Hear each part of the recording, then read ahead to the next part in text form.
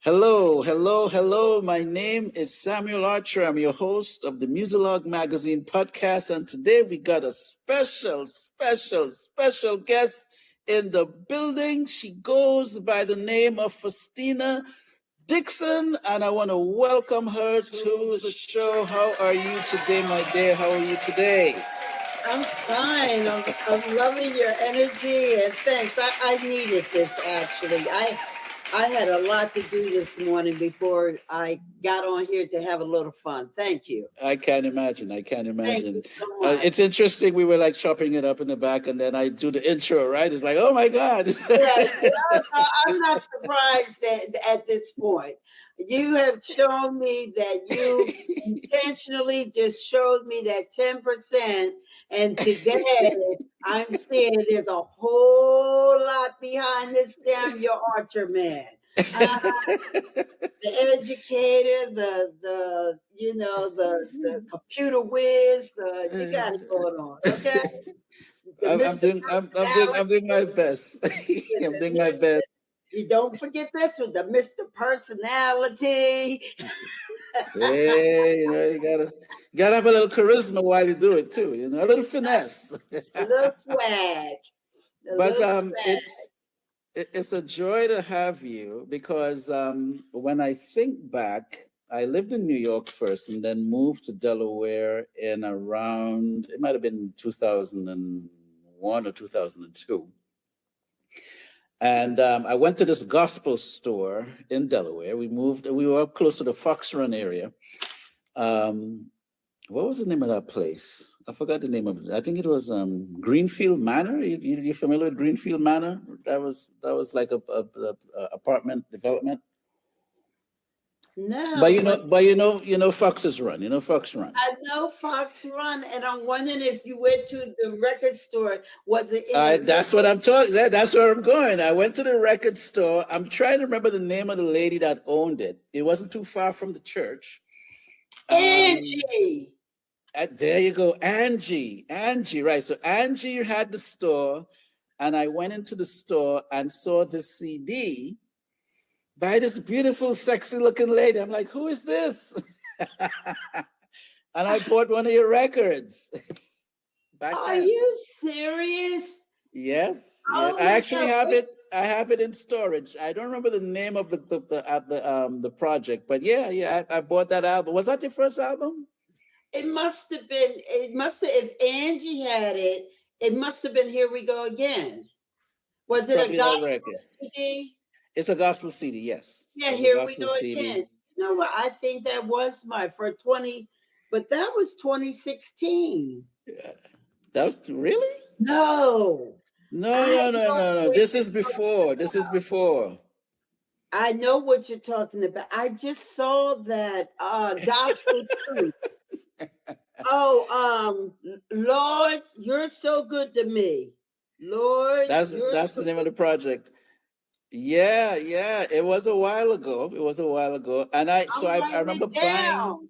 I bought that record. Back to my remembrance. Now, what you think of that? Well, it shows that you have longevity. It shows that you're in it to win it. You've been in the mix for a minute and you've been plugging away, and you're still plugging away.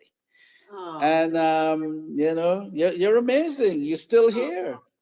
You're still here. I really appreciate that. You made me break down and cry on the interview. Oh. No, really, seriously, man, I'm telling you, we need to hear that sometimes. Mm-hmm. I just said this morning, it's the race. And Paul talks about, stand in the race. And, the challenges come. And, unless God tells me to stop, I'm not stopping. If God tells me to stop, I ain't stupid. Yay. That's what's up. So, So from that point, I somewhat had you in my playlists and so on, and I actually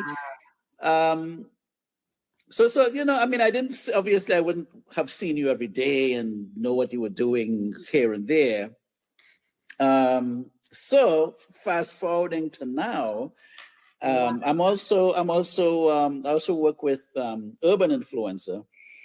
I think I missed the day you were on because I'm an Oh, instructor now. So I said, you know what? I saw you had a lot going on the internet. So I said, let me give her a little breathing room. And then that's when I reached out to you and say, hey, let's do that interview. you know something. You remind me of the movie Analyze That, and Robert De Niro says, you something. You were waiting for that right opportunity. Good for you. Hey, Good that's for what's up. you. That's what's up. That's called doing your due diligence. Ah, okay, okay. Knowing Yes. timing and knowing when, and that's called wisdom. Yeah, man, And then let me throw this in since we're at it. Last Christmas, we had a special on the radio where you guys could send your Christmas song in, and you sent in your Christmas music, and we had your song on rotation for Christmas for the radio oh, station. Yeah, oh, yeah, yeah. We got you in the mix. oh We- man. You know, so- I hate, I'm sorry, this is a part of me, but it reminds me of like you sometimes you know who your adversaries are, Mhm. but a lot of times you don't know who's in the background pulling for you and rooting for you. And Oh, yeah, and so you really, yeah, thank you so much. Really, you're that's all. welcome. Are you blushing over there? I Oh, am. I'm telling you, you're hitting wow. me at a very vulnerable moment right now because so much is going on. And when so much is going on, you need to hear these things and just take a moment Mm, to embrace, the love of God and yes, the love of yes, people and just, know it's okay. Somebody got yes, that, yes, yes. I'm Well, you know what? I couldn't write the script for this, so definitely God has written the script for this one. yeah. I couldn't plan it even if I tried. Oh man, yeah. You Thank know, you. Yeah, you would just say, "Are you black yes. over there?" I said, Tamron Hall. Any minute she starts crying. Remember back in the day, Oh, Oprah used to start crying at oh yeah, yeah, yeah, yeah. yeah. Come on, stop it, stop it. You'll be all right. You'll be all I'll right. be all right. So you've done something amazing. You've done something amazing, and you did a remake, a smoky remake. And the only thing I could say when I heard it, I was like, "This is so smooth. Uh, It's smooth. Just the way you interpreted the song, the feel, the vibe. I'm like, okay." And so I'm waiting for the record. I hope there's a record coming. I hope so too. I hope so too. I have the EP. I wish it was the full CD, but I think I better go ahead and release the EP by the fall. Yeah. So Okay, okay. yeah, So yeah, yeah. tell us about how and again, now, are you known as a gospel artist, or have you always been someone that would do gospel and secular? I'm really a pastor who's now. Oh, I didn't even know that part. Oh my goodness. Woo! Lord. Lord. Yeah, right, right. I'm really okay. So oh Okay. wow.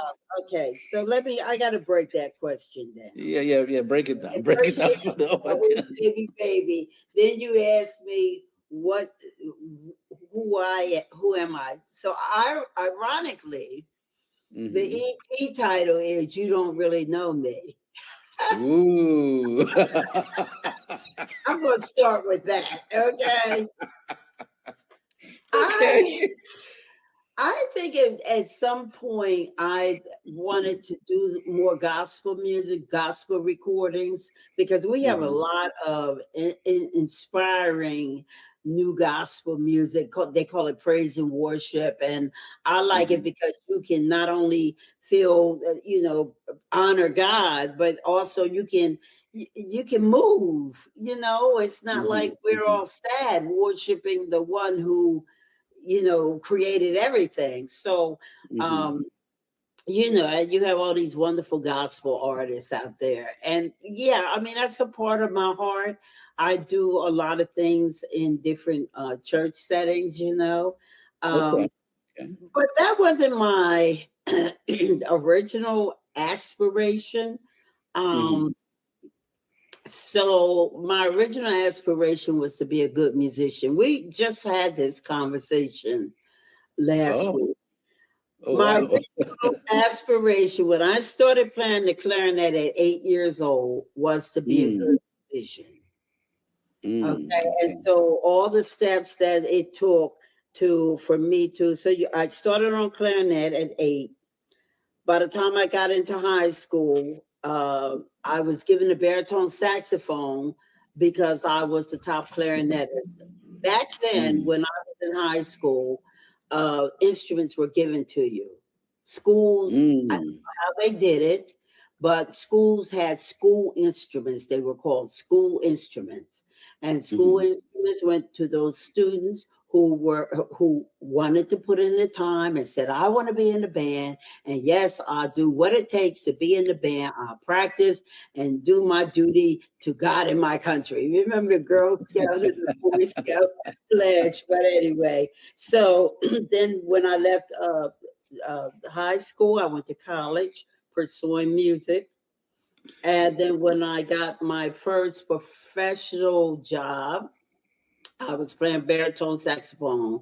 But then in California, if you were a studio musician, if you wanted to make a good living, you had to know how to play more than just one saxophone. So I studied from people like Buddy Collette, and I can't think of Bill's last name right now because I don't want to, be too long.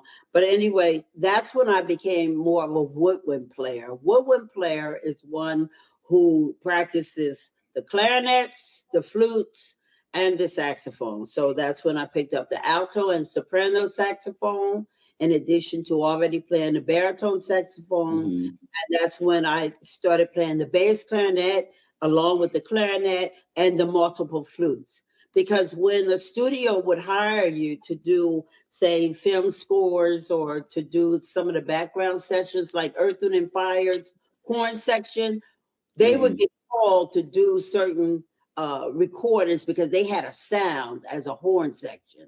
Well, sometimes someone would just call them, or that kind of organization of cats who had a sound, or sometimes they would call individuals like me. So if they call me, I need to know how to play more than one saxophone because they're going to save money. They only have to pay me to double. So double means, in addition to playing my main instrument, now I'm playing, say, well, here's a flute part, you have to play for 8 measures, and here's a clarinet part, you have to play for 16 measures. So instead of hiring 3 people, they hire 1 person, but instead of having to pay 3, say $500, they only have to pay me the $500 and whatever the rate is for doubling. So saving money, I end up making more money because I double. Because more than one instrument. Okay. So now, in order as an adult, in order to survive, I'm not only playing in a band. That's when I'm working with Marvin Gaye, but also I'm doing studio sessions. And you're thinking I have to learn how to play in tune. I have to make sure I keep my reading skills up. I have to, know how to improvise. You're not thinking about, I'm going to be a gospel player, or I'm going to be a jazz player, or I'm going to be you're not thinking about it. You're thinking about being the best musician that you can be. Now, I Mm-hmm. happened to have gotten hired by Marvin Gaye, but as time went on and I left California, moved to New York, I was more focused on jazz music because now that was my environment. I chose Mm-hmm.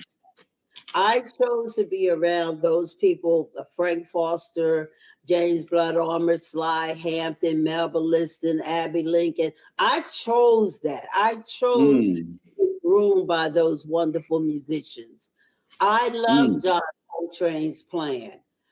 But still, remember, I came from playing R&B. Well, church was when I grew up, to jazz, to R&B, back to jazz. Oh, I forgot. I started off as a classical musician. I mean, Okay. I was in the all-state band and traveled in the all-American band when I was 16. I forgot to tell you that part. That's how I got my basic fundamental training playing classical music. So fast forward, as an African-American woman, we did not, there's only two kinds of music, good music and bad music. When you Okay. went to a barbecue at my parents' house, you was going to hear Nancy Wilson and you was going to hear James Brown and you was going to hear James Cleveland and Mary Lou Williams. There was not all this separation of genres. Mm, This mm, came later on with the record business, with a few mhm, people who wanted to control artists. mm, And so now they've forced artists to make a decision. Are you going to be a jazz musician or are you going to be mm, a musician? Or, you know, as a Black woman, very few of us have become pop stars. Whitney Houston was one of the few people who became a pop star. mhm, So, mhm, you know, I have an issue with people uh, putting me in a label. I have an issue with that. mm. I know it's reality. I'm going through a situation now where I want to do a recording after I put this next one. You don't really know me. Soon coming, I want to project that features the music of Melba Liston, Gloria Coleman, Patty Bowen, Abbey Lincoln, and Trudy Pitts. Now, if you know Mm, any of their music, it's more traditional jazz music. I okay. love traditional jazz music. I like Mhm, I like listening to Kirk Whalum. You know, I mhm, like mhm. listening to Kirk Franklin. Why do I have to choose? But that's just me. And you know what? And I'm happy you answered that in that way because and funny enough, when I asked the question, I didn't really expect it to have all these volumes because it's just that when I was introduced to you, I was in a gospel store, so so you know what I mean. I was like, oh, okay, well, this is a different type of a record. And it just meant that I've met people that they would do the secular and the gospel. It just mattered. Nat King Cole did it, Pat Boone did it, Elvis did it. A lot of what is it, Jim Reeves. I mean, one of the biggest Jim Reeves records is the "We Thank Thee" record, but he wasn't a gospel artist. He was a secular artist. So I wasn't coming from, not me personally, but I'm sure you might just hear it all the time. And I really didn't know what the pastor side. Oh no, not yet. I'm not a pastor yet. I'm working on that part. Oh, I was like, what? No, Okay. no. I better But stop yelling. I do remember when Al Green, he was secular, then he became gospel, and then he and I remember this was somewhere was this in the 80s it might have been the 80s or the 90s, and he was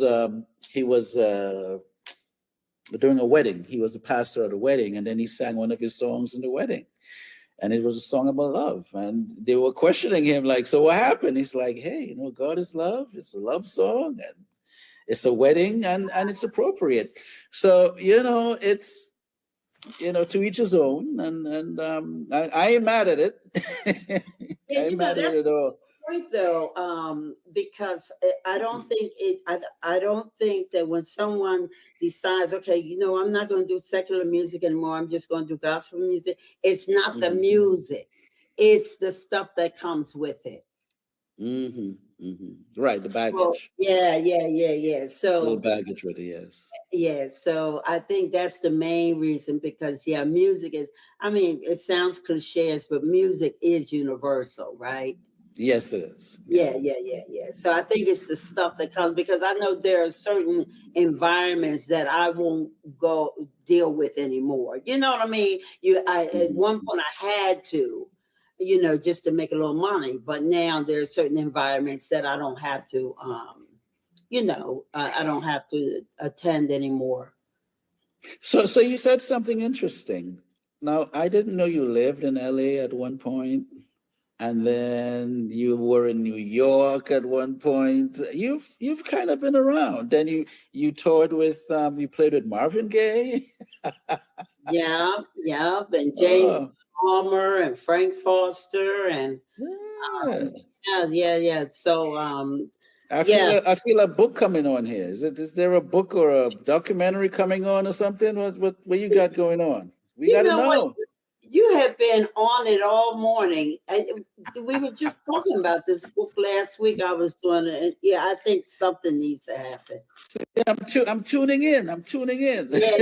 But you've been trolling for a minute. You're always 2001. That's 24 years. So good for you, Samuel. Excellent.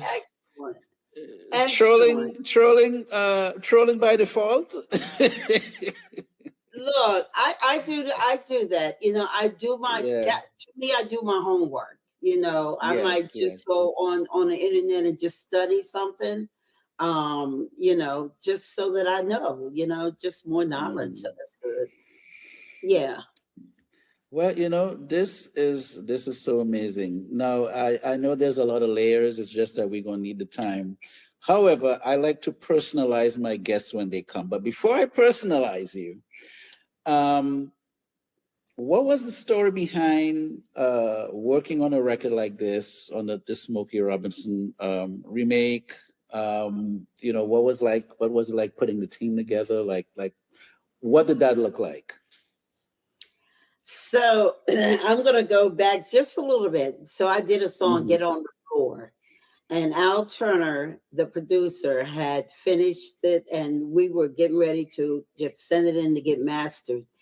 And that night, the night before we was going to send it to get mastered, I went to sleep and in my dreams I heard, ow.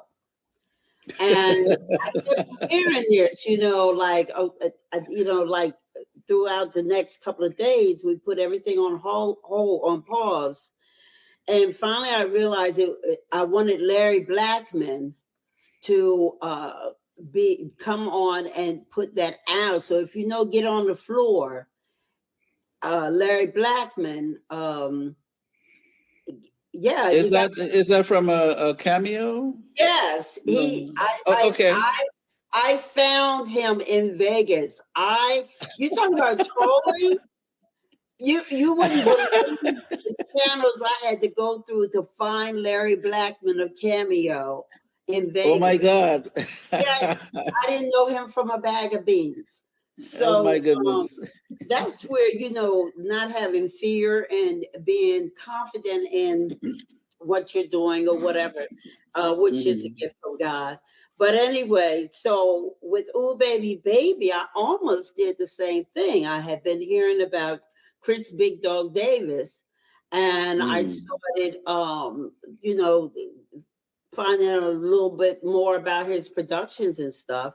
And so I reached out to him through Facebook, I believe, and said, can I, get your number so I can call you about a production? He gave me his number. We hooked up. And in the meanwhile, I saw Smokey, Smokey sort of has a new rebirth. And I saw Smokey dancing on TV and doing his thing.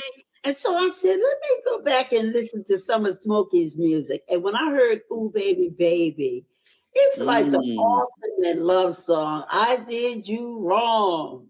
My heart went out to play.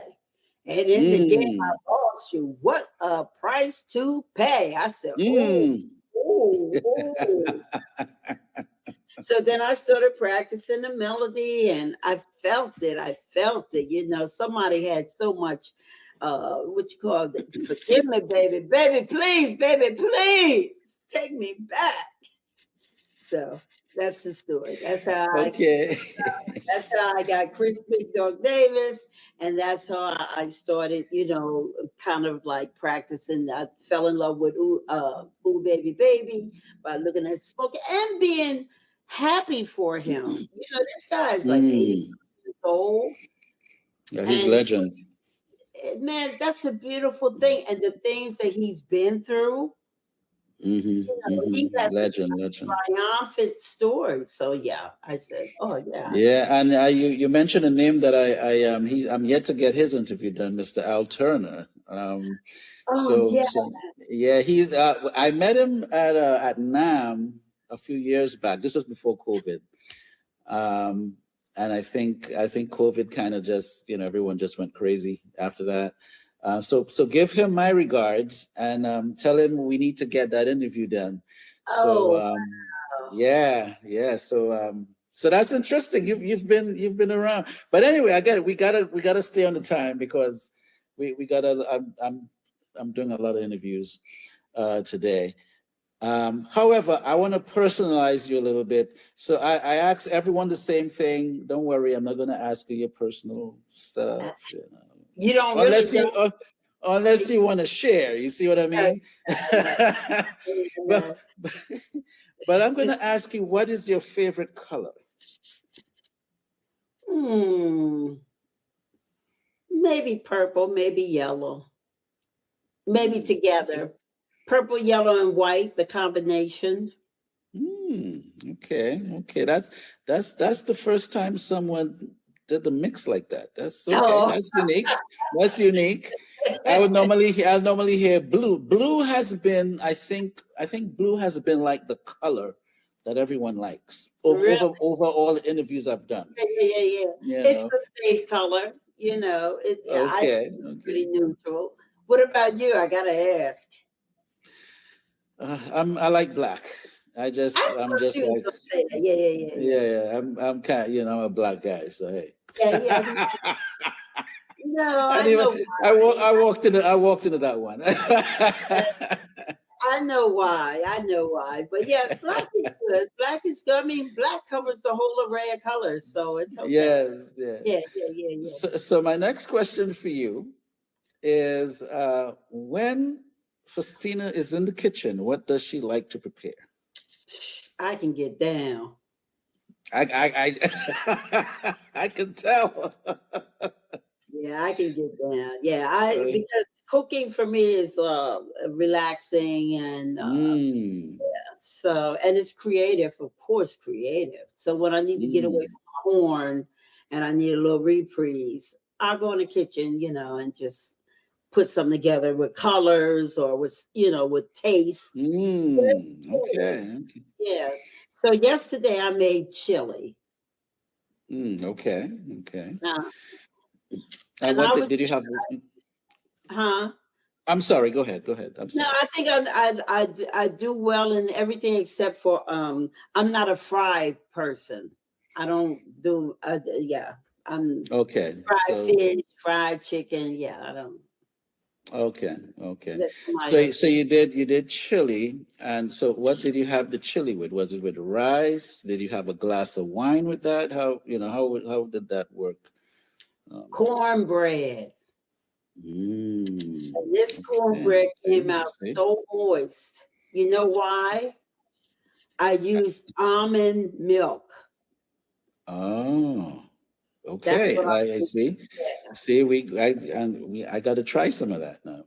I don't know if I tried cornbread with almond milk in it. You see, you got a big one.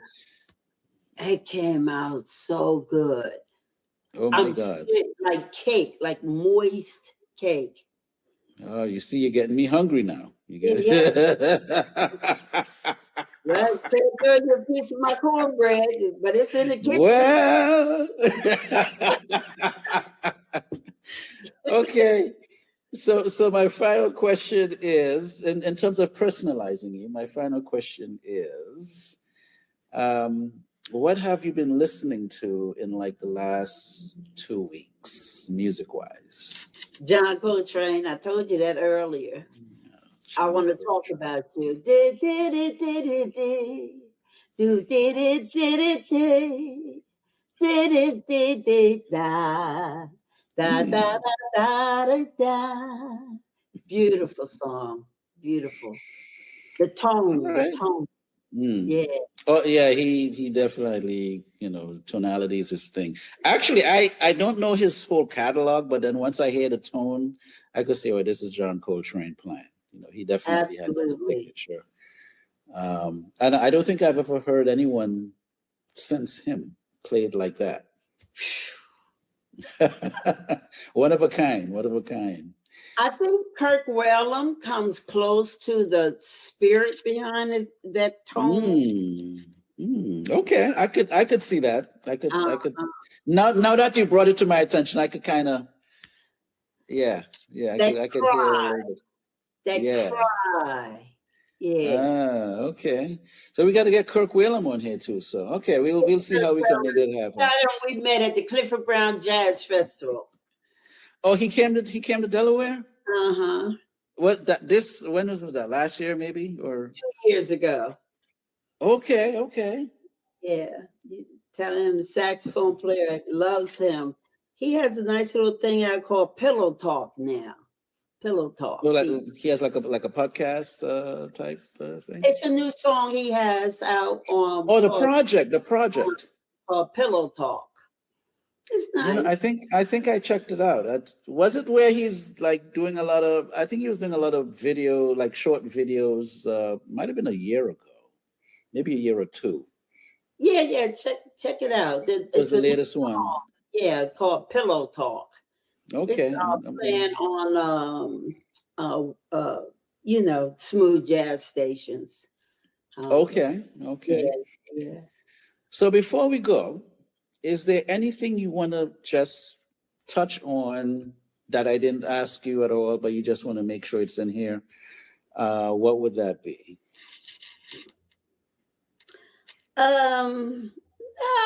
Everything's good. We covered the gamut. I love your setup. This is the best I've seen, man. I hate to say the best because then somebody else will, what you think of more?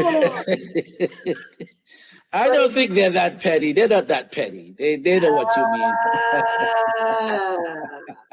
But this is a wonderful setup, Samuel. Nice meeting you. Thank you so much. I'm glad we were able to do this morning. And thank you for your love and support. Really, really, really, I really appreciate it.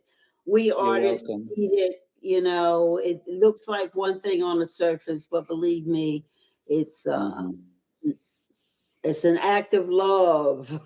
Yes. So I have a feeling we're going to be doing this again because I want to know about LA. I want to know about New York. I want to know about because I met your brand, should I say, or I met your music in the early 2000s. So at some point I want to know what happened before, the influences, the journey, and all of that. It's just that we can't do that today. But I definitely wanted to. We have to do a part 2. Don't take too long now. Yeah, and plus this is helping me to really get with this book. And Angie and Al, I'm going to text them as soon as I get off the phone and tell them about a Samuel Archer. And I'm going to I'm going to give them the Muzilog, right? Yeah, you can give them muzilog.com. And Angie should remember me. Please give her my regards. I will. You are awesome. And I look forward to seeing this material you sent me. Yes. Yeah, for the residency that I'm doing later on this week. And believe me, I'll give you your credit. I'm not a thief. I wasn't going there with it, but okay. but thank you so much. Thank you Thank so you. much. All All right. right then.